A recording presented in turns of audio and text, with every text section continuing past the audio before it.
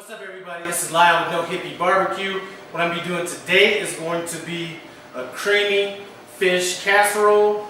Now, this fish that I'm going to be using in this casserole was sent to me by another YouTube channel by the name of Goudy. I'm going to go ahead and put a link to his channel in the iCard above and the description below. Now, the fish that he sent me is bluegill fish, and they're kind of small. I think from a taste perspective, this is going to be great. From a presentation standpoint, you may want to get a larger fish, maybe a cod or a tilapia, something like that. I know some people are hating on tilapia, so if you're hating on it, don't use that. Anyway, very simple recipe. We're only going to be using a few ingredients. The first ingredient we're going to be using is one 11-ounce can of tomato bisque. We have one 14-ounce can of condensed milk. If you don't want, this is going to be kind of a sweeter kind of a dish. If you don't want it super sweet, not that it's super sweet, but if you don't want it sweet, roll with some evaporated milk. We have one onion that's been chopped up, 4 garlic cloves that have been minced up. We're going to kind of top it off with some cilantro. So the first thing we need to do is get over to the stove. One ingredient that I did forget to mention earlier is we are going to hit this with a little bit of olive oil, just a couple tablespoons.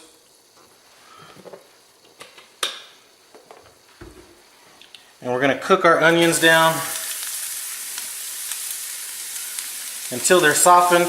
Now let's get back to this condensed milk. So I am using condensed milk. I don't plan on using the whole pan. Whole can. What I plan on doing is adding a little bit of condensed milk at a time until it gets to the sweetness I want, and then at that point we will stop. I also have another recipe I could use that condensed milk for, any leftover. So these onions are beginning to be translucent, so now what we're going to do is we're going to go ahead and add our garlic to it, and that took about 5 minutes to get to this point. I'm also going to go ahead and preheat my oven. We're going to preheat that oven at 425. So that should be up to temperature by the time we need it. This garlic only needs to go about another 2 minutes. So that garlic's had a chance to go another 2 minutes. Now we're going to go ahead and add our tomato bisque.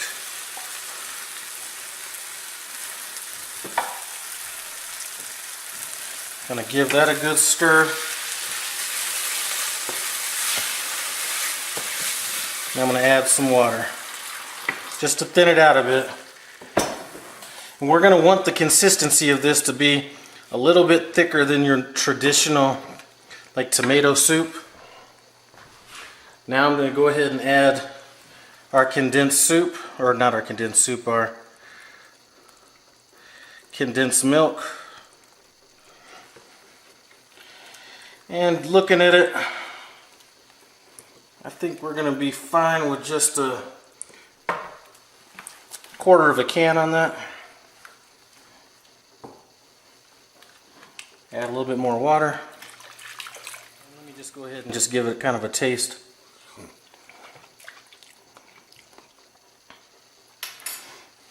Alright, you know what? I think that is good to go. I'm going to go ahead and let this simmer for a few minutes just to get all them flavors in, and then we'll move on to the next step. Just simmered a couple of minutes. The flavors have had a chance to kind of come in or kind of meld together. You know what? It seemed like it was missing a little bit of heat, so I hit that with a little bit of red pepper flakes. Go ahead and stir that in.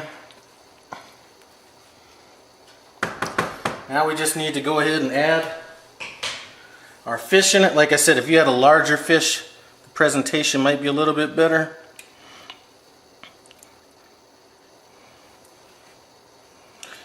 Alright, so now we got our fish in. I am going to go ahead and top that fish with a little bit of salt and pepper seasoning. Just a tad. Now we're going to go ahead and throw it in the oven at 425 for about 15 minutes. Alright, so this is what we're looking like coming straight out of the oven. I'm going to go ahead and shake the pan. It does look a little bit thin, but once it kind of starts to cool down a little bit, it will get a little bit thicker.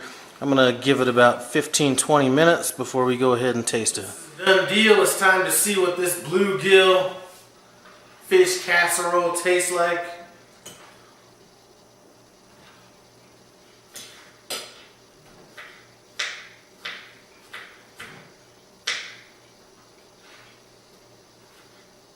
From a taste standpoint, it's got that kind of tomatoey, kind of sweet kind of a flavor to it. From an appearance standpoint, you know, maybe going with whole bigger fish fillets would work, but I wanted to use Bill Goudy's bluegill that he sent me.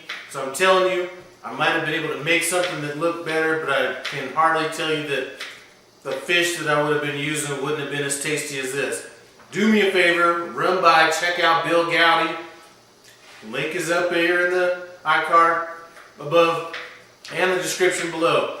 If you're into cooking and all that outdoors, you know, living off the grid type stuff, that's your dude right there. Anyway, thanks for stopping by No Hippie Barbecue. I appreciate it. Comment, subscribe, and I'm out.